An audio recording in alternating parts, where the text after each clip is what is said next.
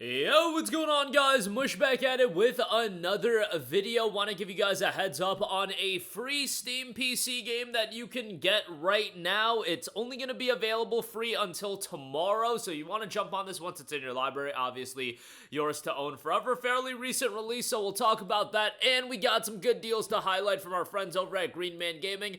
One deal on a game that just came out. Another deal that definitely is a good deal on a game that's coming out in August, one of the biggest game releases of the year. We'll talk that at the end of this video, so some stuff to go over. We'll get to that at the end of this video, but right off the bat, Cast and Spell is available free on Steam. It's an action-packed multiplayer game where wizards battle using elemental magic, fight in PvP duels, or team up with friends in co-op modes to defeat monsters, master different elements, and enjoy intense strategic combat across various game modes. Mostly positive reception thus far on Steam. 69 Steam user reviews, 75% positive.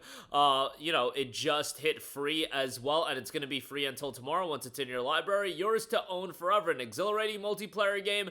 You go head-to-head with other players in intense PvP duels using strategy and mastery of different elemental combinations to emerge victorious. Preferred teamwork, join forces with your friends in cooperative PvE modes, where you'll face hordes of monstrous creatures across diverse environments. I wonder if they put it for free because, this is a game that you need a significant player base, or at least a decent player base playing the game, and maybe this will just get more people's eyes on the game. Add it to your library. Typically $7.99, available right now for free, so it's still in early access, so it's going to take some time for it to get it to its full release. If it does ever see its full release, who knows as far as that's concerned. They also do note that they don't plan on changing the price of the game from the $7.99 price point. Like, the free offer is only going to be available for today and into tomorrow at 3 p.m. is what is listed, but just add it to your library today. And they do note they plan to add more content to the game, fix bugs found by players, and increase customization options. We plan to complete the game in less than a year. I mean, this is a lot of the stuff that differs from a lot of the other early access game in the sense that they already have an established window in place that isn't too lengthy, less than a year, and they're not going to be upping the price of the game, which I think all that is pretty good. They also do note that they communicate with players through social networks, and support players can also greatly influence the development of the game by offering their ideas and leaving feedback on their Discord channel. So check all that out. That is available for free. All right, moving on from that, do want to highlight some good deals over at Green Man Gaming, our good friends over there. Death Stranding Director's Cut, 61% off for $15.60. A great deal for Death Stranding. I feel like might be a little bit of interest in checking this game out right now, since Death Stranding 2 is coming out. Unfortunately, Death Stranding 2 will not be available on PlayStation, it'll be available on PlayStation 5 only, and then hopefully the PC release will be 9 months. 505 Games handled the publishing of Death Stranding 1 on PC.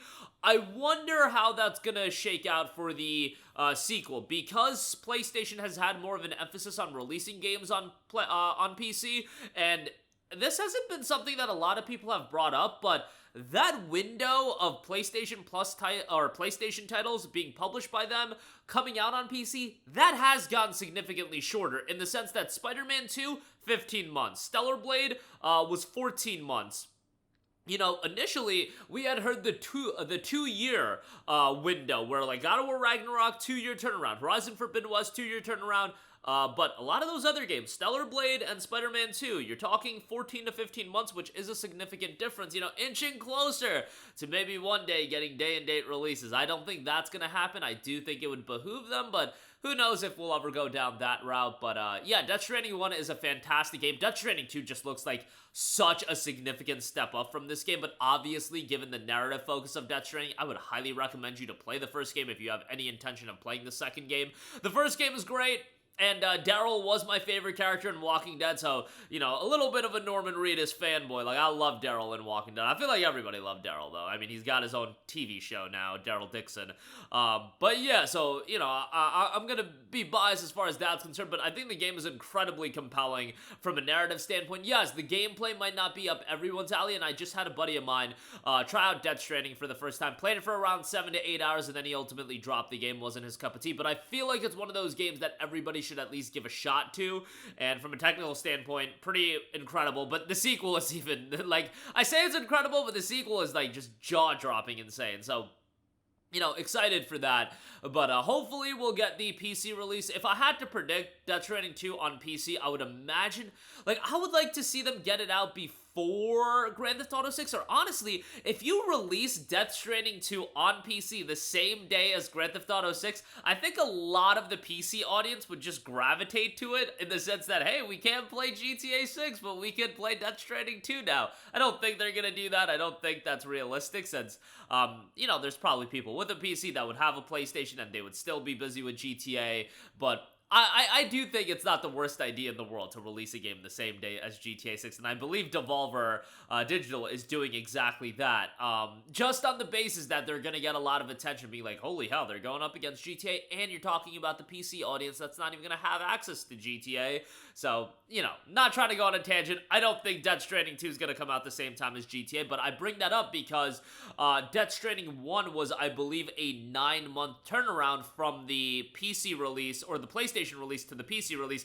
That would put Death Stranding 2 right in line with right around when GTA 6 comes out, so that's why I'm bringing that up, but nonetheless, $15.60 for Death Stranding Director's Cut. Definitely check that out. That also has the Director's Cut edition, so quite good there. Next up, Doom the Dark Ages, 17% off for $58.09. Been seeing this game in the news cycle quite a lot. We analyzing these Steam database numbers with Doom the Dark Ages peaking at 30,000 concurrent players. For reference, Doom Eternal peaked at 100,000 concurrent players, and that was 5 years ago. Dark Ages, I think that $70 price tag, a lot of games can get away with it. I really think you look at some of these successful games at a $50 price point, and then people look at Dark Ages, and on the basis that, yes, it's available on Game Pass. Like, it's one thing about buying an Expedition 33 for $50 while it's on Game Pass. It's another thing buying Doom the Dark Ages for $70 while it's on Game Pass. And then also like an Oblivion Remastered. That was $50, but that's available on Game Pass. But again, it's $50 versus $70. I really think that price point is something that we have to assess a little bit, because I could see Doom the Dark Ages, if it was $50 on Steam, that it would have like 100,000 concurrent players. I really don't think that's out of the realm. Maybe not 100,000, but 60, 70, 80,000. I don't think that would be that crazy. I really do think that $70 price tag is becoming a bit of a barrier in terms of, you know, people will pay $70 for a game, but it better be something of high quality. It better be, you know, a GTA 6. It better be, you know, games of an incredibly high level. And, you know, even a Dynasty Warriors Origins, that game was $70 and it's peaking at higher concurrent player counts than Doom the Dark Ages. And that Dynasty Warriors Origins wasn't available on Xbox Game Pass, but you get the idea. I do think this is a case of the people that did want to play Doom, they're going the Game Pass route. Like, everybody that I've talked to that's even on PC that wants to play Doom the Dark Ages is playing it on a Game Pass. I have it on Steam, but I'm gonna be in that group that's like, okay, I'm kind of done with subscription services at this point. I'd rather buy my games, but I think most people are going the Game Pass route to play this game. So, the game's great. I think it's an awesome, awesome game, but also keep in mind, it doesn't have a ton of content. It is a 15-20 hour game. Yeah, there's going to be replayability, but that's not going to be enough for a lot of people. I don't think we have to quantify every game based on its game length, but given that there have been $50 experiences that offer 50 hours of gameplay, and then a $70 game here that's 15 to 20 hours, that's obviously going to be a bit of a talking point, and another talking point is just the concurrent player count. Again, a lot of factors, the $70 price tag, the fact that it is in Game Pass. Look at games like Avowed. Avowed peaked at like 12,000 or 18,000 concurrent players. It's doing way better than that. It's doing better than Indiana Jones, so, you know, take that for what you will. Lastly, speaking of the $70 price tag, Metal Gear Solid Delta Snake Eater is available on Green Man Gaming, 25% off for $52.49. GMG's also always got the banger deals on the Konami games. The Konami published titles, like they had the great deal for Suikoden 1 and 2. Now they have a great deal for Delta Snake Eater as well. The $70 price tag for Delta Snake Eater, I could see people being like, oh, that's pretty high for a game that's not super lengthy. Yeah, Metal Gear Solid 3 is beloved and one of the greatest video games of all time, and Metal Gear is an IP that does not get consistent game releases. We haven't seen a major Metal Gear game since 2015. Delta Snake Eater is going to be fine, and it's not available on Game Pass. Delta Snake Eater is going to cruise past 100,000 concurrent players. It's not a super lengthy game, but it's one of the greatest video games of all time, and I've said, if you break down the top 10 PlayStation 2 games of all time and think about all of the phenomenal games on the PS2, Metal Gear Solid 3 a lot of the times is going to be in people's top 3, top 5 at the very least. I would put it in the top 3. I would probably do Metal Gear Solid 3, Okami, and Shadow of the Colossus. Those are probably the 3 that stand out to me the most. Final Fantasy X would have to be in there somewhere. I mean, the PS2, greatest console of all time, and we're getting a remake of one of, if not, for some people, the greatest PS2 game of all time. 52.49 for that over at GMG. That's gonna do it for me. Again, get Spell and Cast absolutely free. Cast and Spell, excuse me, absolutely free over on Steam. Go check that out. Death Stranding Director's Cut, Doom the Dark Ages, Metal Gear Solid, Delta Snake Eater. Links to all of those in the description box below. That's gonna do it for me. Let me know all of your thoughts in the comment section down below, and I will catch you guys in the next one. Peace out.